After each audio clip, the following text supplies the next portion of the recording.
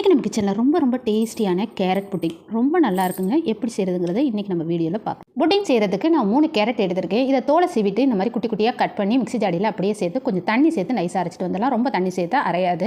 இப்போ அரைச்சதுக்கப்புறம் இன்னும் கொஞ்சம் தண்ணி சேர்த்து நல்லா மிக்ஸ் பண்ணிவிட்டு வடிதட்டுனால நல்லா இந்த மாதிரி சாரை பிழிஞ்சு எடுத்துக்கலாம். இந்த சக்கையை இன்னொரு தடவை மிக்ஸி ஜாடியில் போட்டு அதையும் சாறு எடுத்து வச்சுக்கிட்டேன். இப்போ ஒரு பாத்திரத்தில் 1.5 டம்ளர் தண்ணி சேர்த்து அகரகர் சேர்த்து கொஞ்சம் சால்ட் சேர்த்து இந்த அகரகரை நல்லா கரைய விட்டுறலாம். நல்லா கரைஞ்சதுக்கப்புறம் சக்கரை சேர்க்குறேன். சக்கரை வந்து 50 கிராம்ஸ் சேர்த்து நல்லா அந்த சக்கரையை கரையிற வரைக்கும் மிக்ஸ் பண்ணிக்கலாம். இப்போ சக்கரை கரைஞ்சதுக்கப்புறம் ஸ்டவ் ஆஃப் பண்ணிட்டு கேரட் ஜூஸை அதில் சேர்த்துடலாம். இந்த கேரட் ஜூஸ் வந்து கொதி வந்துச்சுன்னா அதோடைய தன்மை அதோடைய டேஸ்ட் எல்லாமே மாறி போயிடும். அதனால தான் ஸ்டவ் ஆஃப் பண்ணிட்டு ஜூஸை ஊற்றினேன். அடுத்ததான் நான் சப்ஜா விதையை ஊற வச்சு வடிச்சு எடுத்து வச்சிருக்கேன். இதை வந்து இந்த புட்டிங்கில் சேர்த்து நல்லா மிக்ஸ் பண்ணிக்கிறேன். இது புட்டிங்காக வரையில இது வந்து பபிள்ஸாக இருக்கும். பார்க்கையில சாப்பிடணும் போல இருக்கும். இதை வந்து நீங்கள் ஒரு முறை ட்ரை பண்ணி பாருங்க. இப்போ எல்லாமே நல்லா மிக்ஸ் பண்ணியாச்சு பாருங்க. இதை அப்படியே ஃப்ரிட்ஜில் வச்சிடலாம். ஃப்ரிட்ஜில் ஒரு 1 மணி நேரம் 1.5 மணி நேரம் வச்சா போதுங்க. ரொம்ப சூப்பராக வெளியில் வந்துடும். இப்போ பாருங்க 1.5 மணி நேரம் கழிச்சு எடுத்து பார்க்குறேன். ரொம்ப